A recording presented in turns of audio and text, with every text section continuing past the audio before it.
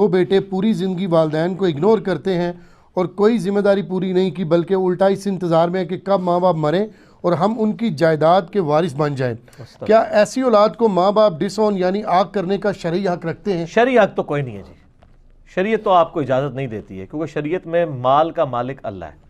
ٹھیک، اولاد کو، لیکن پاکستانی قانون میں وجود ہے کہ آپ آگ کر سکتے ہیں، لیکن وہ غلط قانون ہے۔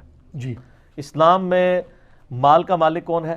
اللہ، اور وہ الٹیمیٹلی وارث کے پاس چلی جانی ہے۔ البتہ صحیح بخاری میں حدیث ہے، اللہ نے وارث کا حق قرآن میں بیان کر دیا سورہ نساء کے اندر، کوئی شخص اپنے وارث کے لیے وصیت نہ کرے لیکن ادر دین وارث کر سکتے ہیں، اور وہ بھی 1/3 مال، بخاری مسلم میں آتا ہے۔ 1/3 مال آپ کسی اور کو وصیت کر دیں، 2/3 تو الٹیمیٹلی آپ کی وارثوں میں تقسیم ہونا ہے۔ ایسی اولاد یہاں تک کیوں پہنچی ہے؟ سر اس میں ماں باپ کا قصور ہے۔ ماں باپ کی بھی جب اولاد بڑی ہوتی ہے اور ماں باپ بوڑھے ہوتے ہیں تو ان کو پھر ماں باپ کے حقوق یاد آنا شروع ہوتے ہیں۔ پہلے تو ان سے ہم یہ پوچھیں گے انہوں نے اپنے ماں باپ کے ساتھ کیا کیا تھا،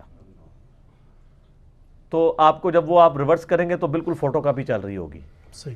دوسرا، کیا انہوں نے اپنی اولاد کی اچھی تربیت کی تھی؟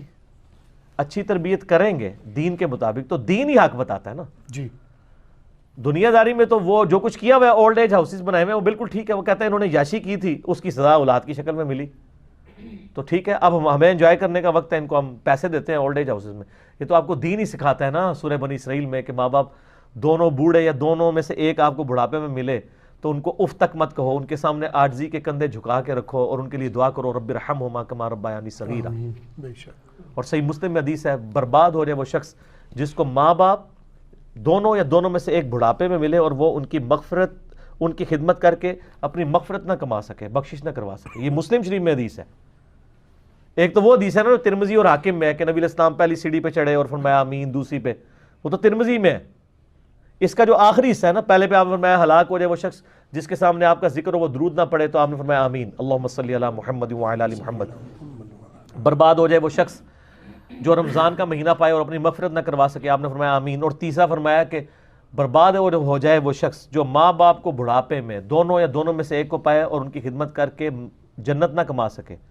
یہ جو آخری حصہ ہے یہ مسلم شریف میں بھی ہے سر۔ تو پھر بخاری مسلم کی حدیث ہے کہ ایک صحابی نے پوچھا مجھ پہ سب سے زیادہ حق کس کا؟ فرمایا تیری ماں کا۔ پوچھا اس کے بعد؟ فرمایا تیری ماں کا، پھر تیری ماں کا، چوتھی دفعہ فرمایا تیرے باپ کا۔ انسان کو اللہ نے ایک عظمت دی ہے، تو اس طرح کے جو ماں باپ ہیں وہ اپنی اولاد کی اگر تربیت صحیح کی ہوتی تو ان کے کام آتی۔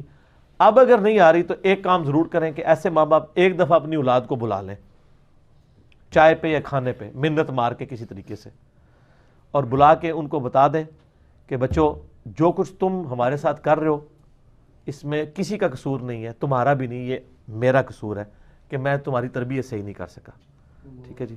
تو اور میں تم سے بھی معافی مانگتا ہوں کہ تمہاری تربیت صحیح نہیں کی اور تم میری نافرمانی کر کے دوزخ کما رہے ہو، اس کا سبب بھی میں منوں، مجھے معاف کر دو، میں اللہ سے بھی معافی مانگتا ہوں۔ میرا خیال ہے آپ اتنی بات کر ہی دینا، اخلاقی طور پہ کسی کے دل میں ذرا سی رمق ہو تو وہ کافی ہوگی۔ باقی ان سے امید نہ رکھیں، اللہ سے امید رکھیں۔ آج کل تو اولڈ ایج ہاؤسز بھی بنے ہوئے ہیں، عیدی والے بھی ہیں، اپنا تہائی مال ان کو دیں اگر اتنا آپ کے پاس مال ہے اور آپ کی وہ خدمت، اگر خدمت کا ایشو ہے، اگر وہ نہیں ہے تو آپ صبر کریں، آپ کو بھی مال اللہ نے دیا تھا، وہ مال اللہ ہی کا ہے، وہ اللہ کے پاس جانے والا ہے، تو ٹینشن لینے کی ضرورت نہیں ہے، ٹھیک ہوگا، آگ نہیں کر سکتے۔